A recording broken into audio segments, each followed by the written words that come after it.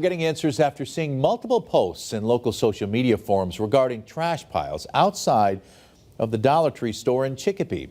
Western Mass News reporter Madison Lisowski went to that store to hear what customers had to say. Everybody's talking about it. After hearing from concerned viewers about a lack of trash cleanup outside of a Dollar Tree store, we decided to head there ourselves and get answers. This particular Dollar Tree is located at the intersection of Granby Road and Montgomery Street in Chicopee, and we could easily see what the complaints were for. Blocking the front entrance is multiple bags of garbage surrounded by yards of caution tape.